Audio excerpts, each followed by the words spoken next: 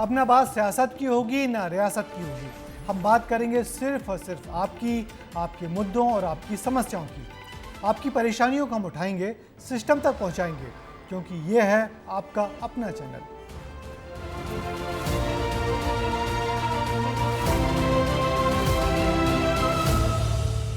तो आपको बता दें कि विस्तार न्यूज़ की खबरों का लगातार असर हो रहा है। हमने छत्तीसगढ़ के गरियाबंद में पानी से घिरे आदिवासी कन्या हॉस्टल की खबर आपको दिखाई थी। बताया था कि कैसे घुटनों भर पानी से निकलकर छात्रावास तक जाना पड़ता है। खबर दिखाए जाने के बाद प्रशासन जागा है और जेसीबी की मदद से पानी निकाल दिया गया। देखिए छात्राओं की राह को आसान करने वाली हमारी ये खबर। हमने दिखाई थी खबर।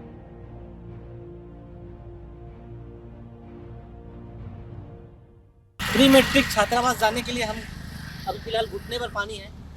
हमारे से और छोटे बच्चियां यहाँ पे पढ़ती हैं। तो जाने के लिए रास्ता इसी दलदल से पार करना पड़ता है। काफ़ी दलदल भी है यहाँ पे और जीव जंतुओं का भी खतरा बना होगा। जीव जंतु का भी खतरा होगा यहाँ पे। इन तमाम मुश्किलों को पार करके हम वहाँ पे छात्रावास जाएंगे। खबर का हुआ असर। अब आसान होगा सफर। कल तक यहाँ की तस्वीर कुछ और थी। जलमग्न था, जल भरा हुआ था, तालाब सा नजरिया यहाँ पे मौजूद था। लेकिन अब जो है पानी कम हो चुके हैं। जी हाँ, हमने बेखबरों को बाखबर करने का जिम्मा जो उठाया है, उसका एक और खबर का असर देखने को मिला है। पहली तस्वीर 16 जुलाई 2024, दूसरी तस्वीर 17 जुलाई 2024। विस्तार न्यूज ने 16 जुलाई को गरियाबंद के जलमग्न होते आदिवासी कन्या छात्रावास की खबर दिखाई थी। बताया था कि कैसे बच्चे और उनके परिजन और स्टाफ घुटनों भर तक पानी से निकलने के लिए मजबूर हैं, जिसका असर यह हुआ कि महज 24 घंटे में ही अफसर मौके पर पहुंचे। जेसीबी मशीन से पानी को बाहर निकाला गया, नाले से मिट्टी को हटाया गया। वहीं सहायक आयुक्त नवीन भगत ने जल्द ही रास्ते का काम करवाने का भरोसा भी दिलाया है। उम्मीद है कि अब हॉस्टल आने जाने वालों को आसानी होगी, जहरीले जीव जंतुओं का खतरा कम होगा और सफर आसान होगा। यानी विस्तार न्यूज की मुहिम रंग ला रही है, कोशिशें कामयाब हो रही हैं। हम न केवल समस्याएं उठा रहे हैं, बल्कि उन्हें दूर कराने का भरोसा भी दिला रहे हैं। तभी तो हम कहते हैं, ये है आपका अपना चैनल। आदिवासी कन्या आश्रम के आगे जो पानी भरा हुआ था, उसको आनन फानन में प्रशासन ने किसी तरह जेसीबी लगाकर यहाँ गड्ढे करने के बाद यहाँ से पानी को निकाल तो लिया गया है। लेकिन अब तक इसके स्थायी समाधान के लिए किस तरह से मुहिम छेड़ेगा या क्या पहल करेगा, उसका अभी तक पता नहीं चला है। बताया जाता है कि ये जो प्लाट दिख रहा है, ये किसी निजी आदमी का है, निजी व्यक्ति का प्लाट है। इसके पीछे जो है रास्ता बताया गया है, जो कि घूम कर आता है। और इस विषम परिस्थिति में जो है प्रशासन किस तरह से इसका हल निकालेगी, रास्ते के लिए किस तरह से रास्ता निकालेगी, वो देखने वाली बात होगी। पुरुषोत्तम पात्र, विस्तार न्यूज, गरियाबंद। छत्तीसगढ़ ही नहीं बल्कि मध्य प्रदेश में भी विस्तार न्यूज़ की खबर का असर हुआ है। अब जल्द ही ग्वालियर के लोगों को सड़कों पर बने गड्ढों से मुक्ति मिलेगी। खस्ताहाल सड़क को लेकर हमने जो खबर दिखाई थी, जिस पर अब मानवाधिकार आयोग ने संज्ञान लिया है और अधिकारियों को निर्देश जारी किए हैं। देखिए सफर को सुरक्षित करने वाली हमारी ये खबर।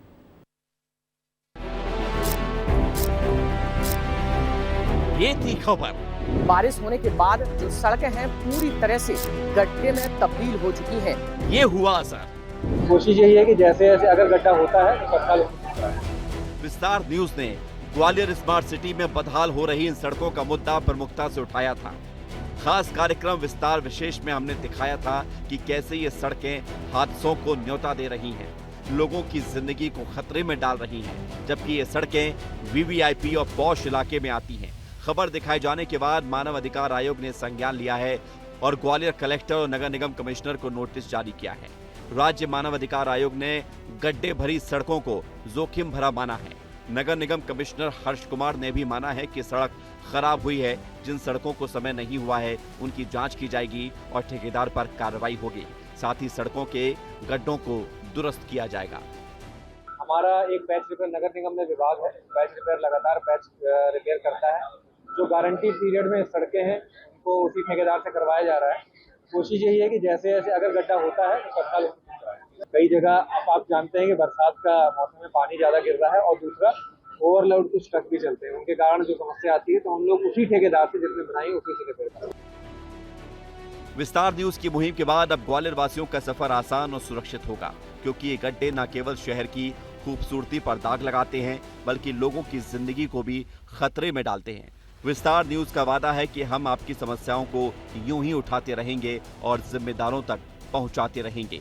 विस्तार न्यूज के लिए अनिल गौर की रिपोर्ट। दरअसल विस्तार न्यूज पूरी जिम्मेदारी के साथ अपना वायदा निभा रहा है। हम आपकी समस्याओं को लगातार उठा रहे हैं, जिम्मेदारों तक पहुंचा रहे हैं और इसी कोशिश का नतीजा है कि लगातार आपकी समस्याओं का समाधान भी हो रहा है। और अब बात करेंगे खस्ताहाल शिक्षा व्यवस्था की। मध्य प्रदेश के मुरैना में एक स्कूल ऐसा है जहां बच्चे भैंसों और कुत्तों के बीच पढ़ने को मजबूर हैं और ये हालात आज के नहीं बल्कि बरसों से ये स्कूल एक पेड़ के नीचे चल रहा है। देखिए सिस्टम को झकझोरने वाली हमारी एक खास खबर।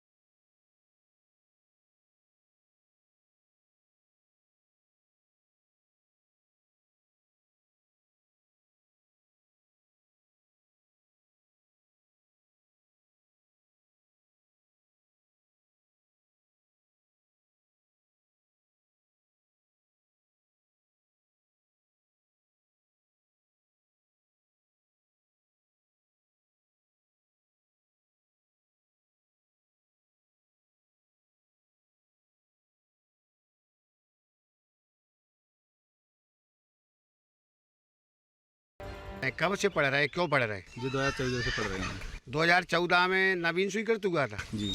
तो तब से कोई भवन नहीं, ऐसी ही पढ़ाई हो रही है। ऐसी हो रही है। तो बच्चों की यहाँ सुरक्षा के इंतजाम भी नहीं है, भवन भी नहीं है। बरसात हो जाती होगी, धूप में कैसे? बरसात हो जाती है तो बरसात में भीगते हैं, क्या करें। अच्छा, भीगते हैं। हाँ, बच्चे भीगते हैं और पढ़ते हैं। बस में गाम भी नहीं है तो भीगते हुए बच्चे तो कभी बीमार भी पड़ गए होंगे। सर बीमार ने छुट्टी कर देते हैं, क्या करें टाइम पे। बारिश में स्कूल की छुट्टी हो जाती है, सर्दी में सर्द हवाएं परेशान करती हैं, गर्मी में तेज धूप, लेकिन बच्चे क्या करें, पढ़ना है, यही बस एक सहारा है। सर्दी में ठंडा में कैसे पढ़ते होंगे? हमको पढ़ना है तो पढ़ने आते हैं। बरसात में भी परेशानी आती होगी, पानी बरस जाता है, भर जाता है तो कैसे पढ़ते हैं? भीगते हुए आते हैं, परेशानी आती है। हाँ। तो आप सरकार से कुछ कहना चाहोगे? हाँ। क्या कहना चाहेंगे? हमारे लिए बिल्डिंग बनवा। 2014 से ये स्कूल शुरू हुआ था। 10 साल बाद भी स्वीकृत नहीं हुई बिल्डिंग। स्कूल में 20 बच्चे, 2 शिक्षक का स्टाफ है। जनप्रतिनिधियों से कई बार गुहार लगाई गई, अधिकारियों से कर चुके हैं निवेदन। गांव वाले अब थक चुके हैं। ना तो जनप्रतिनिधियों ने उनकी बात सुनी, ना अधिकारियों ने नौनिहालों के भविष्य के बारे में सोचा। 30 बरस से बच्चे इसी तरीके से पेड़ के नीचे पढ़ रहे हैं। मेरे साथ कुछ ग्रामीण मौजूद है, उनसे भी बात करते हैं, उन्हें क्या परेशानी आ रही है। उनके नौनिहाल इस तरीके से पढ़ रहे हैं। बच्चा जो पढ़ रहे हैं, कब से ऐसे पढ़ रहे हैं? खुले आसमान 20 साल से यही पढ़ रहे हैं। तो यहाँ तो परेशानी होगी, सर्दी में तो बहुत सर्दी लगती है। परेशानी आती है, बरसात में ही परेशानी आती है, गर्मी में भी आती है। गर्मी में कहाँ बैठेंगे जी। एक गांव के जनप्रतिनिधि, विधायक, एमएलए, सरपंच से आपने मांग नहीं की? अरे सब करी है। अच्छा, क्या कहते हैं? आपको सुनी ना रहो। अच्छा, कोई नहीं सुनता। नहीं बनवा देंगे, बनेगी, आ रही बिल्डिंग ना आ रही। अकेले हनुमंतपुरा ही नहीं, जिले में कई स्कूल ऐसे हैं जिनके पास स्वयं के भवन नहीं है। भवन विहीन हो गए हैं स्कूल। 80 स्कूल बिना बिल्डिंग के संचालित, 2 मिडिल और 78 प्राइमरी स्कूल। शिक्षक अपने हिसाब से लगा रहे क्लास। ये स्थिति है, लेकिन अधिकारियों के पास सिर्फ मजबूरियां गिनाने के अलावा कोई जवाब नहीं है। इस प्रकार के जितने भी स्कूल्स हैं, हम लोगों ने बारिश के पहले ही उनकी लिस्टिंग कराई थी जहाँ पे इस प्रकार की संभावना है। आज भी जो टीएल बैठक हुई है उसमें एक पर्टिकुलर स्कूल की चर्चा भी हुई थी जहाँ पे सुधार कार्य हो गया है। प्राथमिकता ये है कि कहीं पे भी जनहानि जैसी संभावना ना बने, क्योंकि जहां बड़े एस्टिमेट है उसमें हम लोगों को थोड़ा राशि उपलब्धता की भी पहले प्रबंधन करना होगा, लेकिन तात्कालिक रूप से किसी भी प्रकार की दुर्घटना ना हो उसके लिए संबंधित निकाय के माध्यम से ही हम लोग रिपेयर वर्क इसमें करा रहे हैं।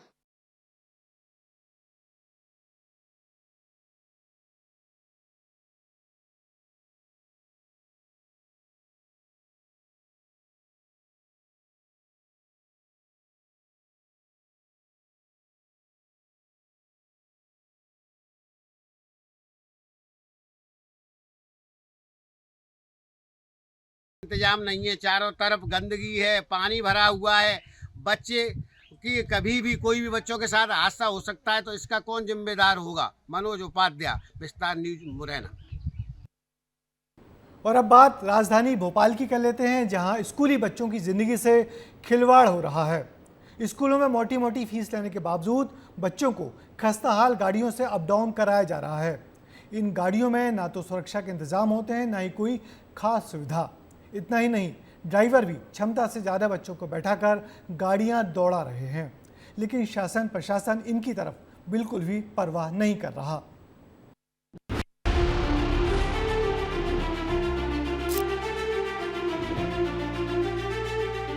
ये तस्वीरें मध्य प्रदेश की राजधानी भोपाल की हैं, जहां मोटी मोटी फीस लेने के बावजूद भी स्कूल संचालक बच्चों की जिंदगी से खिलवाड़ कर रहे हैं। तस्वीरें हैरान कर रही हैं। बच्चों को छोटी छोटी गाड़ियों में भेड़ बकरियों की तरह ठूसा गया है। कई कंडम गाड़ियों से भी बच्चों को घर भेजा जा रहा है। किसी की बॉडी पूरी तरह से खराब हो चुकी है, तो किसी गाड़ी की छत में टेप चिपका हुआ नजर आ रहा है। इन गाड़ियों में ना तो सुरक्षा के इंतजाम है, ना ही कोई सुविधा है, और बच्चे गर्मी में परेशान होते रहते हैं। ये कंडम गाड़ियां और क्षमता से ज्यादा बच्चों को बैठाकर राजधानी की सड़कों पर फर्राटे भर रही हैं, लेकिन शायद शासन और प्रशासन इनकी तरफ देखना भी नहीं चाहता। राजधानी भोपाल में संचालित होने वाली अलग अलग स्कूलों में मोटी मोटी फीस तो वसूली जाती है, लेकिन बच्चों की सुरक्षा का ध्यान बिल्कुल भी नहीं रखा जाता। ऐसा हम इसलिए कह रहे हैं क्योंकि राजधानी भोपाल में जो भी स्कूलें चल रही हैं, उन स्कूलों में बच्चों को लाने वाली जो गाड़ियां लगी हैं, ओमनी वैन, ऑटो, उसके अंदर बच्चों को ठूस ठूस कर भरा जाता है, यानी कि क्षमता से अधिक बच्चों को बैठाया जाता है। साथ में जो गाड़ियां चल रही हैं उनका मेंटेनेंस भी बिल्कुल नहीं दिखाई देता। इसके साथ ही इस भीषण गर्मी में बच्चों को अंदर बैठाने के बाद भी 15 से 20 मिनट ये गाड़ियां खड़ी होती हैं, जिसमें बच्चों को गर्मी से भी राहत नहीं मिलती। यानी भीषण गर्मी में बच्चे परेशान होते हुए नजर आते हैं और हाथों में तख्तियां लिए या फिर कागज का कोई टुकड़ा लिए हवा हाँकते हुए भी नजर आते हैं।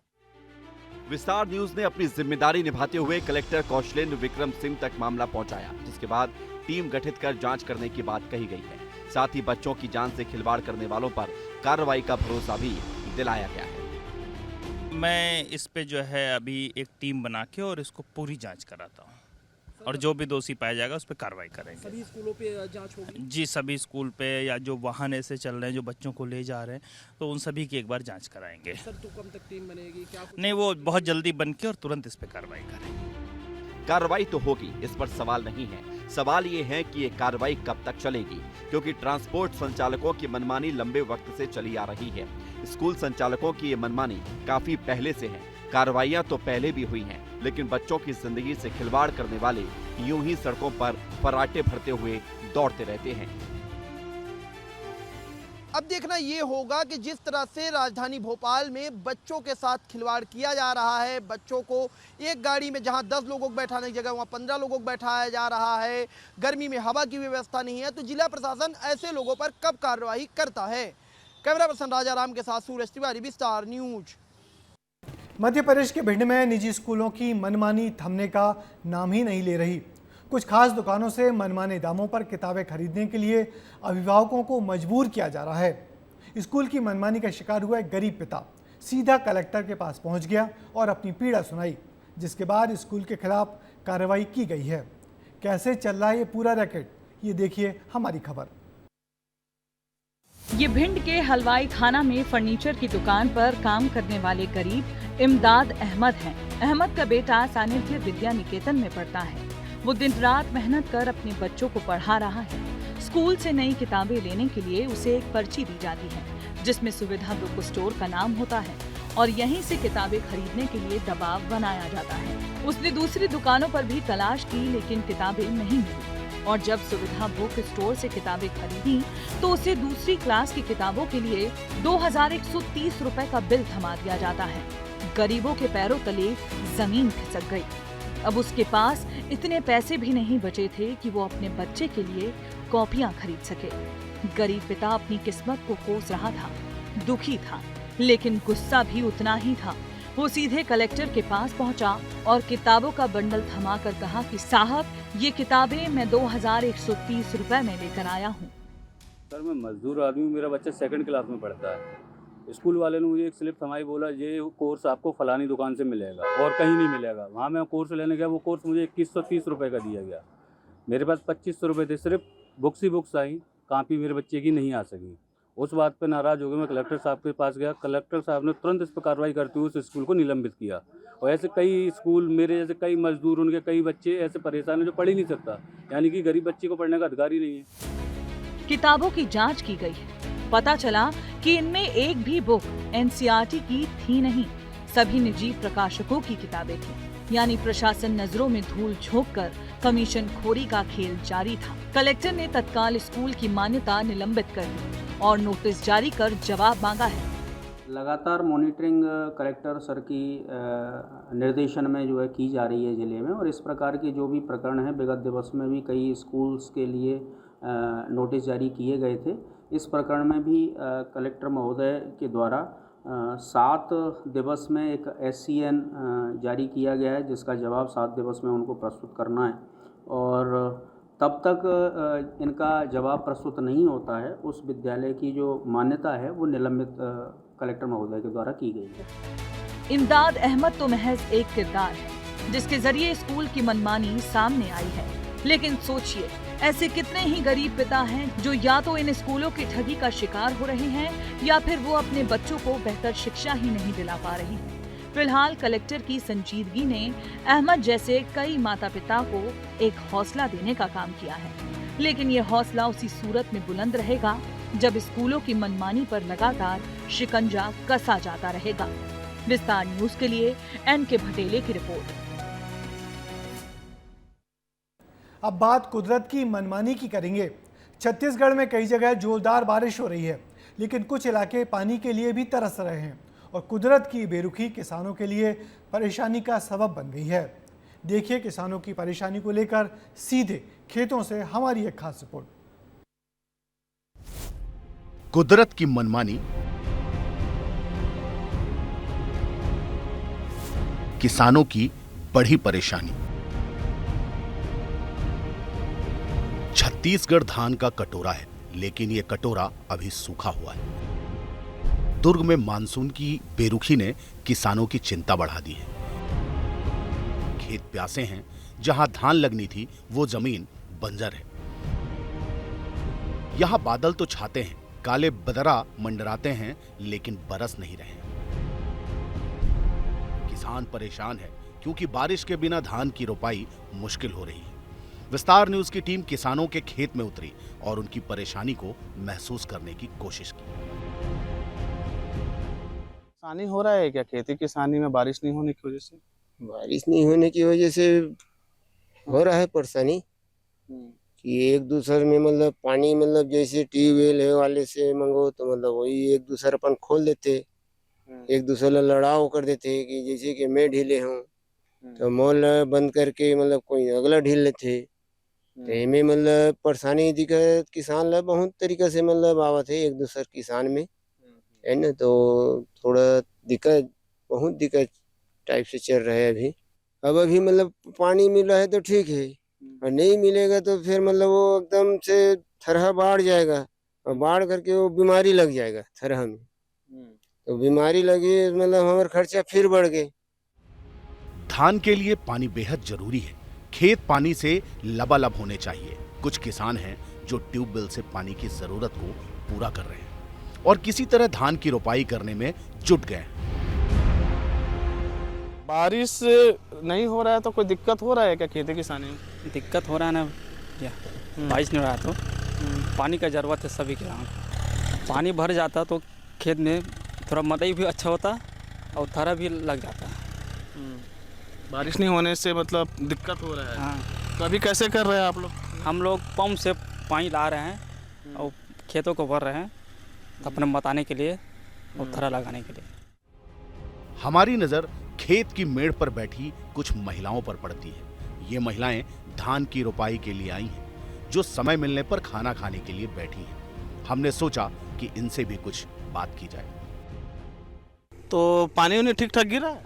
नहीं गिर रहा है पानी। तो कैसे रोपाई कर रहे हैं फिर? ये नदी से फिट करें बोर मशीन तो हमें रोपा करा था। अच्छा। नदिया से आए सिनार नदी से ये हमार पानी मोटर है। ये में 18,000 पैसा गला हम तब पाइप आ है। सब किसान 15 मिल के तब 15 जन के लिए पानी है और बाकी रूखा सूखा है। पानी नहीं है, बोता करे है। बाकी सब सूखा पड़ा हुआ है। सूखा पड़ा है वो तो देखो ना, पानी से नहीं है तो काम मन है वो यूज करी। अब जरा ये भी समझ लेते हैं कि बारिश की कितनी जरूरत है, क्योंकि बारिश ना होने से वैसे ही फसल लेट हो रही है और धान की रोपाई के लिए जो पौधे लगाए थे वो भी खराब हो सकते हैं। ये आप इस तरफ जो देख रहे हैं लबालब ये पानी है और ये जो धान आप देख रहे हैं ये थरहा है।